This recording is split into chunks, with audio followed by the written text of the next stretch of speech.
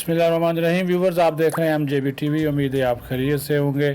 Senior صحافی اور ممتاز تجزیہ کار محسن جمیل بیگ صاحب کے آج 2 ٹویٹس جو ہیں وہ نظر سے گزرے، تو اسی والے سے میں نے کہا چلو اس کے اوپر بات کر لیں، کیونکہ ظاہر ہے صحافی کے پاس انفارمیشن ہوتی ہے، خبر ہوتی ہے، پھر اس کے اوپر تجزیہ ہوتا ہے، اور اس تجزیے کے اندر بھی ایک خبر ہوتی ہے. تو جو کچھ اس وقت ہو رہا ہے پنجاب میں، وہ آپ کے جو ہے وہ سامنے ہے کہ ضد انا اور دوسرے جو ایشو ہیں وہ آپ کے سامنے ہیں. ایک تو جو ٹویٹ کیا گیا بیگ صاحب کی جانب سے، یہ آج کے حوالے سے میں بتا دوں کہ انہوں نے جو کہا کہ گڑی چور فسادی کو آئین، قانون، معاشی بحران، ملک کو درپیش چیلنجوں کی کوئی پرواہ نہیں. یہ اپنی ضد ہٹ درمی کے ذریعے پنجاب سمیت پورے ملک میں انتشار اور فساد چاہتا ہے. اقتدار کا بھوکا یہ شخص ہر چیز تہس نہس کرنے پر تلا ہوا ہے. اسے روکنا ہوگا اور حکومت آئین کے تحت فوری اپنی ذمہ داریاں پوری کرے.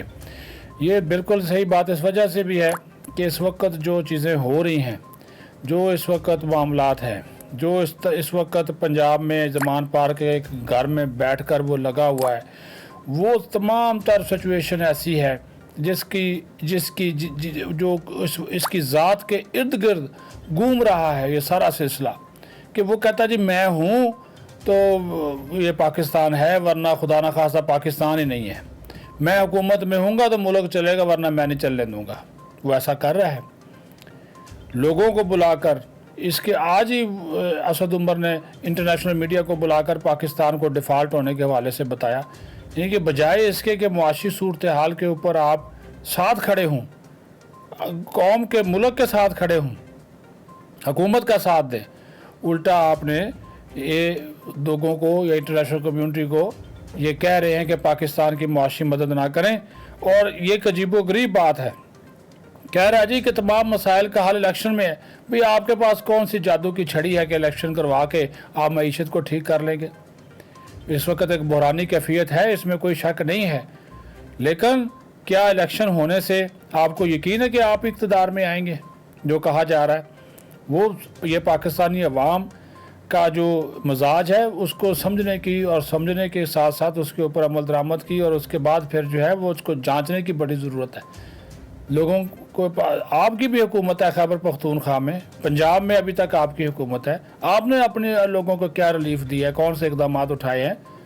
تو یہ آپ بڑا صوبہ آپ کے پاس ہے. تو اس وجہ سے جو لوگ جو اقتدار کا بھوکا یہ شخص جس طرح ملک کو تباہ کرنے پہ تلا ہوا ہے، یہ چیزیں جو ہیں وہ صرف اور صرف اس وجہ سے کہ آپ نے تباہی کرنی ہے، اور اس کو روکنا وہ اب وفاقی حکومت ظاہر ہے آئین اور قانونی رستہ اختیار کرے، یہ کرنا چاہیے. دوسرا انہوں نے آج ایک خبر بھی بریک کی ہے کہ گزشتہ دنوں زمان پارک میں ایک اجلاس جاری تھا، اور اس اجلاس کے دوران PTI کے 2 رہنماؤں میں تلخ کلامی ہوئی ہے اور جھڑپ ہوئی ہے.